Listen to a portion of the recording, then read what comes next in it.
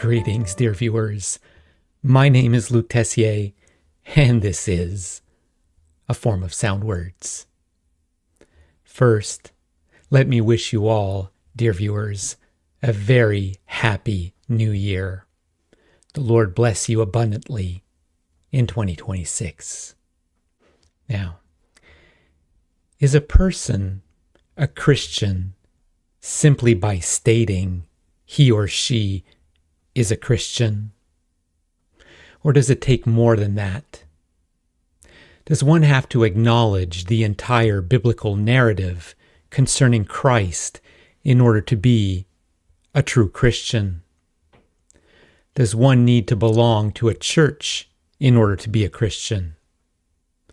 Does a person need to attain a certain level of holiness or righteousness in order to be a Christian?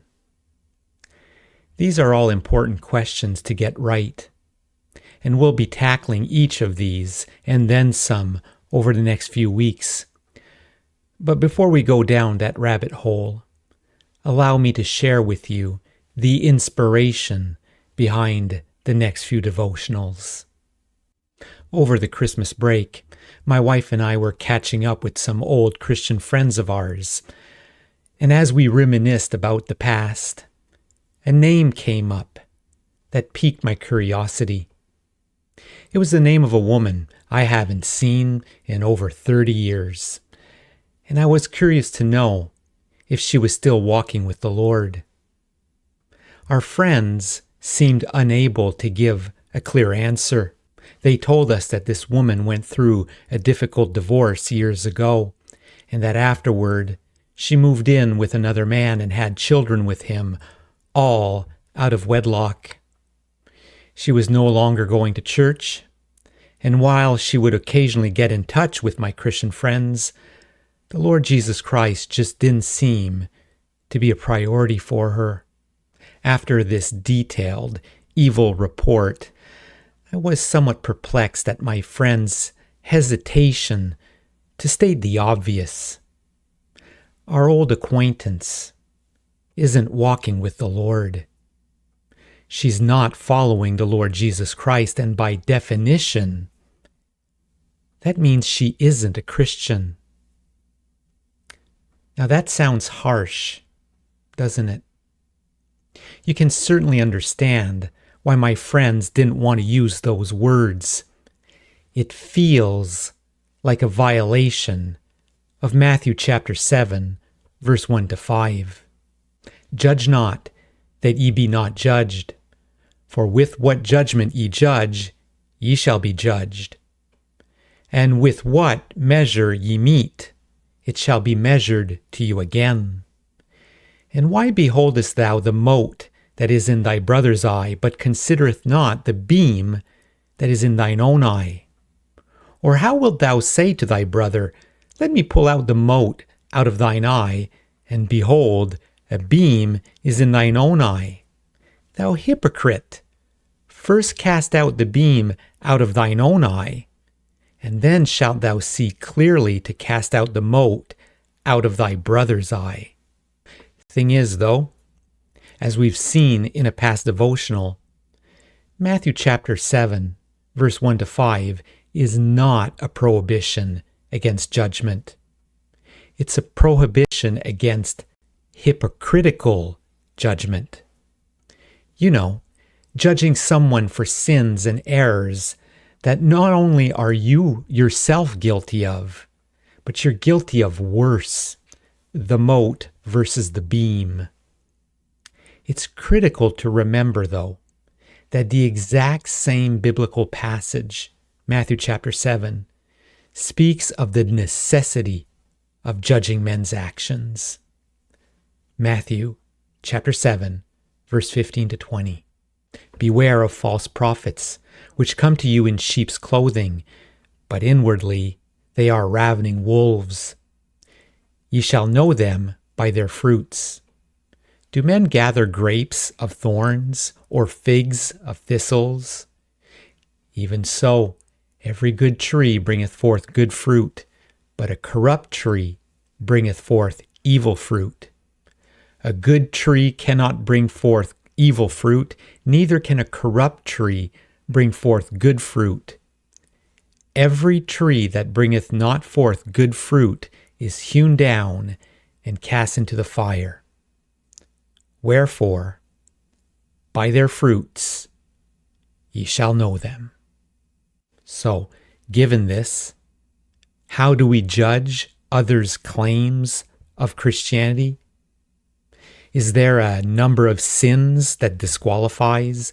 Are there sins of a particular gravity that disqualifies? Are there particular church denominations that build true Christians? Is there a number of church service attendance, a number of biblical passages read, a number of prayers prayed that makes a person a Christian? The short answer is no. No to all of those. There is no max number when it comes to sin. There are no church denominations that have a 100% Christian membership. And I know a lot of regular churchgoers that are not following the Lord Jesus Christ. That said, all those spiritual acts, good or evil, tell a story. It shows forth what is happening or what isn't happening in the heart. Consider these examples. Think of a woman who goes to the gym 5 times a week, but doesn't heed the Bible's command to not forsake the assembling of ourselves together at church on Sunday.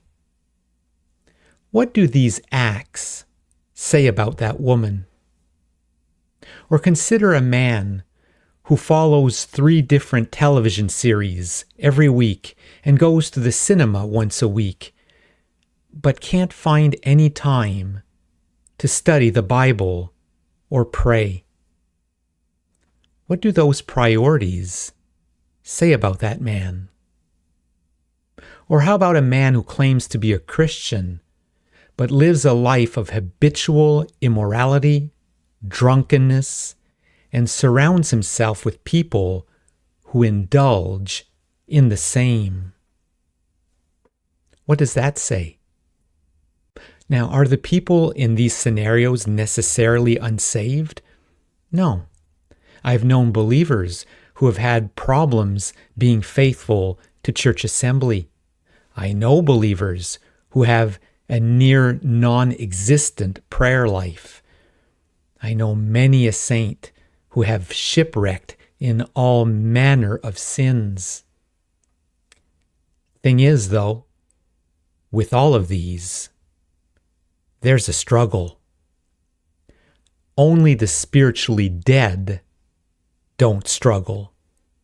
As Ephesians chapter 2, verses 1-3 states, "And you hath he quickened, who were dead in trespasses and sins, wherein in time past ye walked according to the course of this world, according to the prince of the power of the air, the spirit that now worketh in the children of disobedience, among whom also we all had our conversation in times past, in the lusts of our flesh, fulfilling the desires of the flesh and of the mind, and were by nature the children of wrath, even as others." So, you want to know what makes a profession of Christian faith genuine? You want to know how to discern spiritual frauds and hypocrites? The answer is back in Matthew chapter 7 and verse 20. "Wherefore, by their fruits ye shall know them." Now note, not by their fruit, singular, but rather by the sum total of their fruit.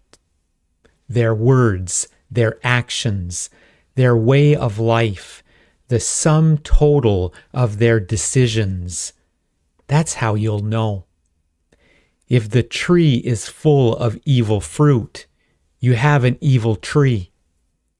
If you observe a life full of sin and an absence of love for Christ, what you are observing is the life of an unbeliever.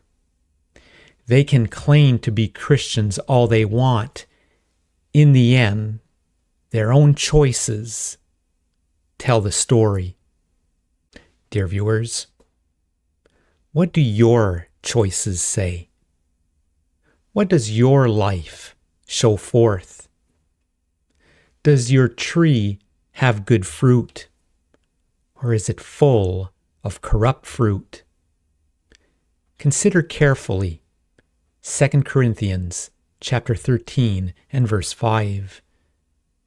Examine yourselves, whether ye be in the faith. Prove your own selves. And with that, dear viewers, for this week and this new year of 2026, the Lord bless you and keep you. The Lord make his face shine upon you and be gracious unto you. The Lord lift up his countenance upon you and give you peace.